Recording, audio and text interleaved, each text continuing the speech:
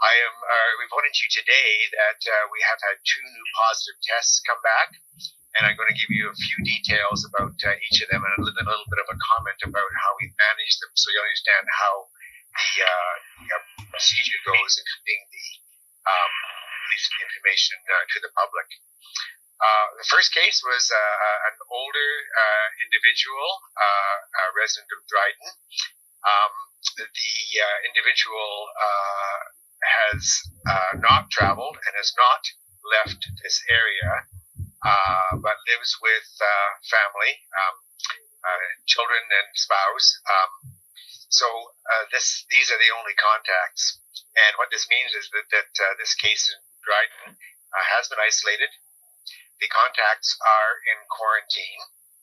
We are investigating to ascertain whether any of these 2 other family members may indeed be ill as well, in which case, of course, they would be tested. And but in the meantime,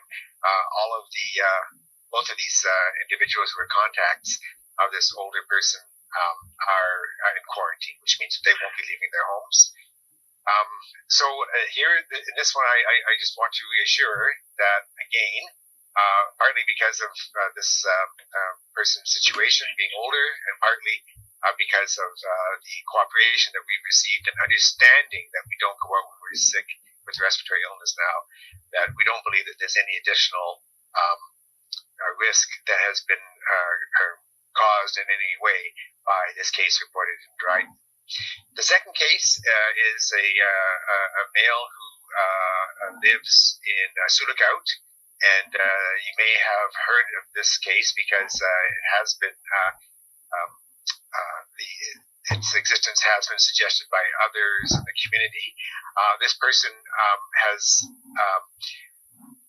became ill on the 19th of March, but has only been in that community during the period of time in which infectiousness was possible. That's 48 hours before the onset of illness, and then, of course, the 14 days after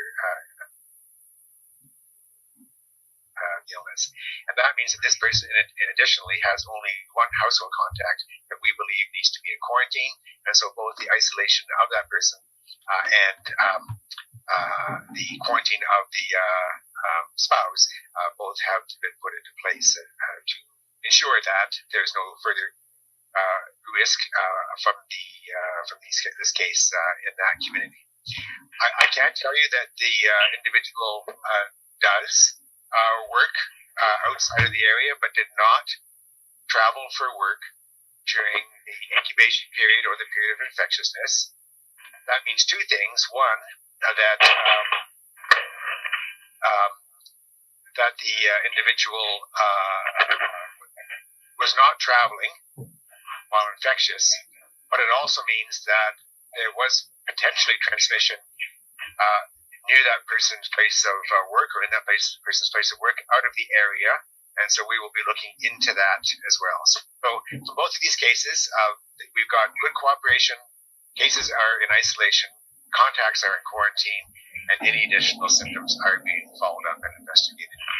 So what I wanted to do is simply to explain to those of you who are in attendance how we deal with these cases, and it's really important to emphasize that before we can really say anything meaningful, we need to do a bit of an investigation and first of all verify the case truly is a case, that the case truly lives in our area. You recall the second report that we had, while they gave an address in the Northwest, did not actually live, nor had they been in the Northwest for some time. So these are all things that have to be put into place. The other thing that I want to emphasize is that it's critically important for us to be able to do this so that we get any person who potentially is infectious into isolation and to get the contacts into quarantine. Those are the most important things to be done to protect our community.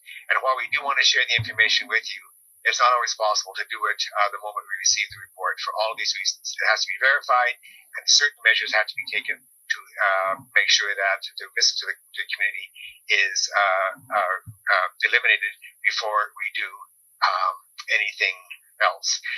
So just recall, I mentioned about case number 2. The other thing is that some of you may be aware of a virus called seasonal coronavirus. And yes, seasonal coronavirus is tested for in Ontario. And some reports of seasonal coronavirus do come back. But this is something that we see every year and we expect, and it is not the novel coronavirus. So as you can see, there's all kinds of ways in which things can get mixed up, and we don't want to report anything to you and to the public that we cannot verify as accurate, and that's why we have this process in place. I want to say one other thing about the reports, and that's that we fully expect that there will be additional reports. We've had a lot of testing done. There are over 150 tests still outstanding, and so it is quite likely that there will be additional reports from our area from the testing that has already been done.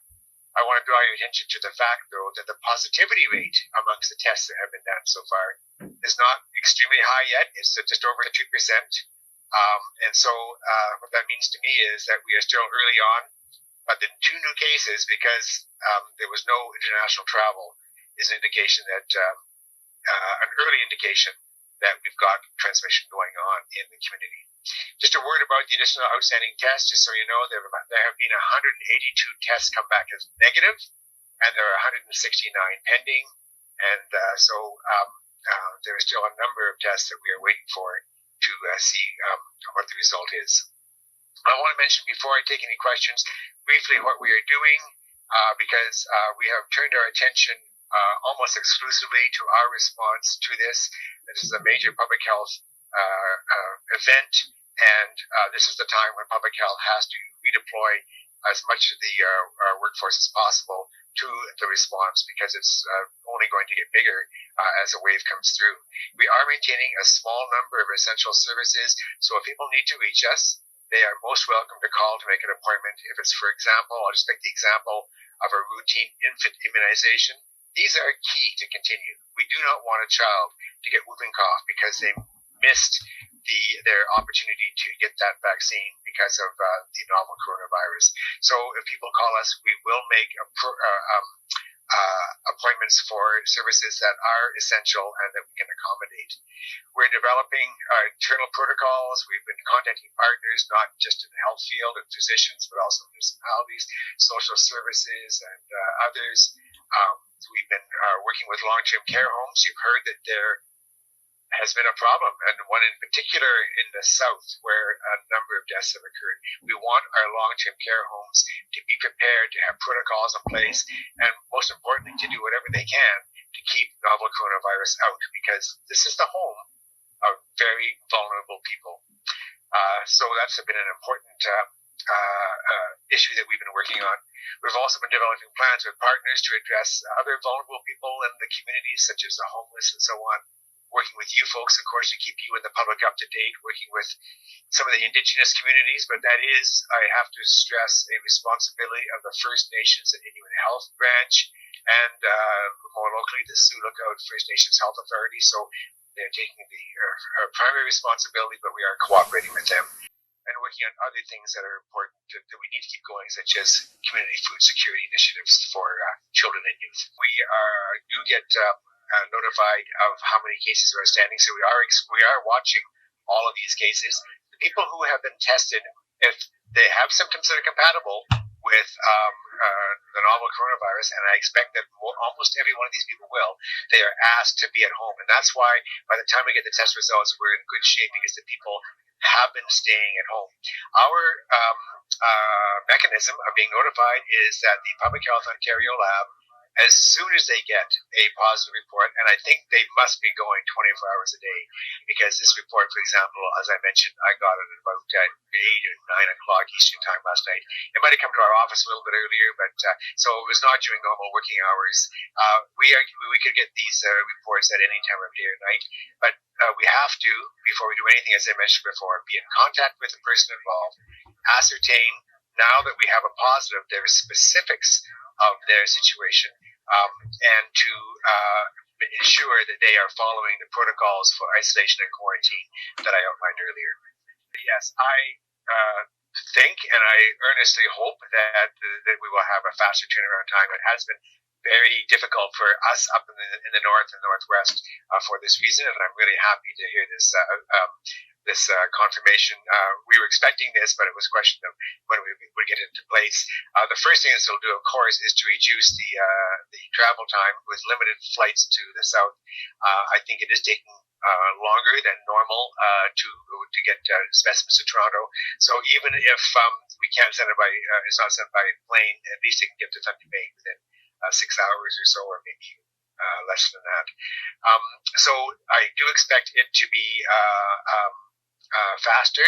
I have not yet heard whether and I'm guessing that the tests are already in Toronto, will be done in Toronto. So this would be a going forward as opposed to a retrospective event, which means that as soon as they get up and running and are able to accommodate the testing, I haven't got a date for that yet, but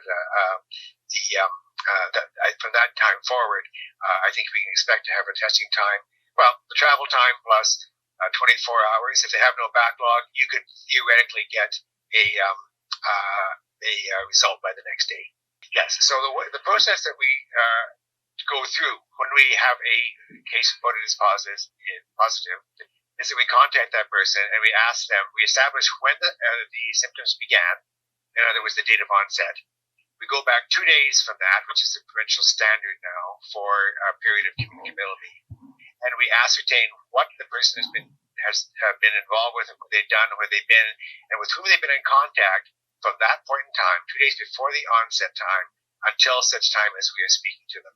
So what I can tell you is, I don't know where these people got their infections. That's still under investigation. So from the point of view of another source out there, we have not got that nailed down yet, and we may not get that nailed down because sometimes it's hard to establish who or where the source might have been. But from the point of view of the cases, since testing, they've been in isolation because they were told to be in isolation.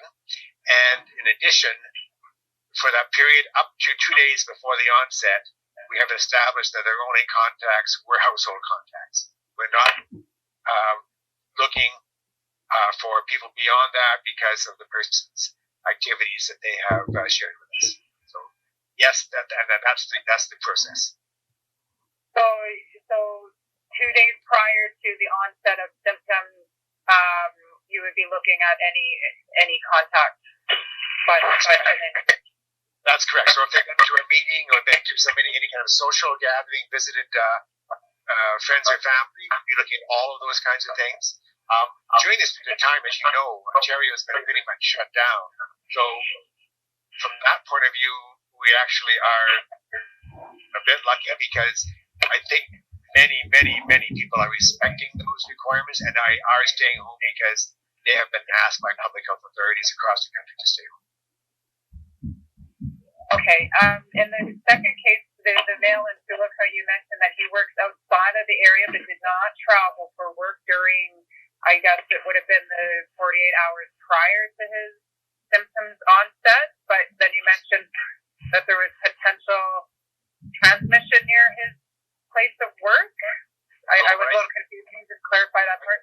So I can confirm that the information we have from the second case, the case in Silica, is that during the period of time when he may have been infectious, not for sure, but may have been the 48 hours, he was not outside of his home.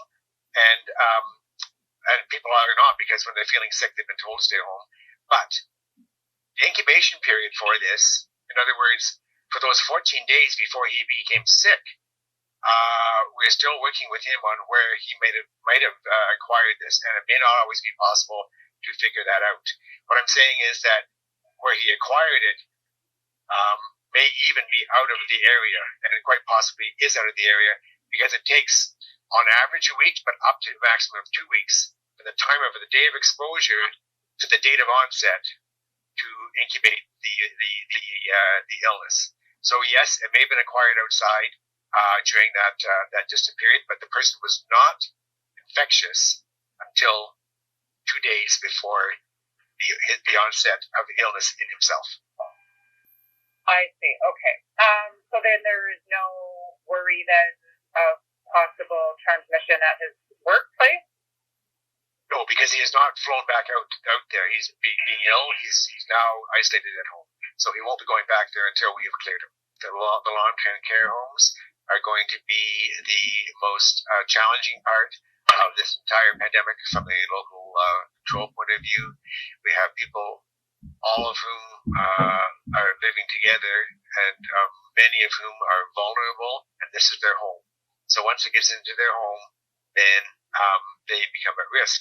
The most important thing we can do is to try our very level best to keep the virus out of long-term care homes. And I know this is one of the reasons why the visitors to long-term care have been severely restricted. Not wonderful for the residents there not to be able to see their families, but critically important during a limited period of time to reduce the risk of introducing the virus into long-term care to the lowest possible extent. We are encouraging families and we are encouraging people who live in long-term care to use other methods. We're lucky because in addition to telephones, we've got Skype, FaceTime, and Zoom and all those kinds of things that if people have a little bit tech savvy, they can actually take advantage of. So the second thing is that we've been working with the long-term care to help them to review their policies and their procedures should they get into a situation in which the coronavirus is identified in either a staff person or a resident of the facility. And that includes a variety of different things, such as cohorting people who are ill together and keeping those who are not ill apart. It would be strict adherence to infection control measures, such as droplet and contact precautions, as we call them. In other words, that involves using a gown and mask and so on. Hand washing, all the precautions that need to be in place. The other thing that long-term care homes need to be concerned about is to ensure that they have contingency plans should staff become ill, because if they become ill, or if they are in a situation in which they cannot work for whatever reason, and of course there also is a isolation period, or I guess should they call it a quarantine period. I think that so that people would be kept separate if they are moved there to the best of their ability until the 14 days is over. So there's several things need to be in place. I'm not saying it's impossible that it won't happen here. It may have to happen here because of the pressure on the hospitals as well. But it should not happen if we know that there's already infection in the hospital, because that can lead to serious outbreaks in long-term care homes. Yes, that is a routine procedure. So anybody, not only family members who are in the household, because we know that they have been exposed in the right way during the presumably during the infectious time, but anybody else, even outside the home, if they've been visiting or they've had any kind of interaction with them, we would identify them as well. But yes, household members routinely will be quarantined, and that's for their quarantine for the maximum incubation period, which is 14 days. And after the 14 days, if they have not developed illness, we know then that they were not infected, even though they may have been exposed. Well, let's put it this way, Carl. The way the legislation works for public health is that we are in a position to act when we have a confirmation or a very high suspicion of an infection. A very high suspicion would be, for example, if a household contact develops symptoms, and I'm thinking that person, if they've got an infection, it's probably the infection in question. So the answer to your question is when we actually have a documentation, and this is why the testing is so important, of an infection, then yes, there are legal tools available. We don't use these in a punitive kind of way. It's basically when we go for voluntary cooperation and so on. When somebody calls in and says, I have a respiratory illness and I worry it's coronavirus and I need testing, what we do is for those people we say, because of the situation and it's because we have coronavirus that may be threatening our communities, and because you have symptoms, we do not have the diagnosis yet, but we would ask you not to go out, to behave accordingly. People are being asked that anyway. They're being asked by public health authorities right across Canada to stay home and not go out unless it's absolutely necessary. So I would add to people who have respiratory symptoms, don't go out at all. Let other people in your family do the shopping or the run to the pharmacy if you need that, and stay home yourself because you may be putting people at risk if you do have symptoms and it does turn out to be coronavirus, not novel coronavirus. Just quickly, once you've had the test and you're one of the pending cases, are you required to stay home at that point? We would strongly recommend that, absolutely, as I just described. There's no legal ability at that point in time. Novel coronavirus has been listed now as a communicable disease for which public health has legal authority. But if someone simply has symptoms, that is before the legal authority kicks in. At that point in time, I will say that we have, I hope, a moral authority to ask people to stay home.